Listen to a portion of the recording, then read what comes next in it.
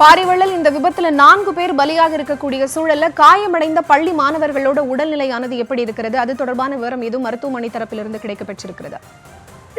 கடலூர் தலைமை அரசு மருத்துவமனைக்கு மேல் சிகிச்சைக்காக இந்த குழந்தைகள் தற்சமயம் அனுப்பி வைக்கப்பட்டிருக்காங்க.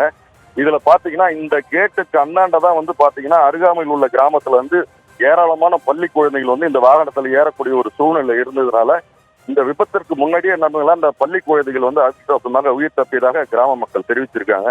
ஏன்னா அருகாமையில தான் அந்த கிராமம் இருக்கு. இந்த கிராமத்துல பாத்தீங்கன்னா கிட்டத்தட்ட ஒரு 15 குழந்தைக்கு மேல இந்த வாகனத்துல ஏறி கிருஷ்ணசாமி பள்ளிக்கு செல்வதாக தெரிவிச்சிருக்காங்க.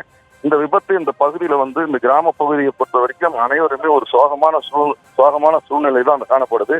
இந்த பகுதி முழுவதுமே பொதுமக்கள் நிரம்பி இந்த விபத்துக்கான காரணங்களை தெரிந்து கொள்றதுக்கும் இந்த சம்பவத்தில் ஏற்பட்ட சோகத்திலிருந்து மீள்வதற்கும் முயற்சி செஞ்சுட்டு இருக்காங்க.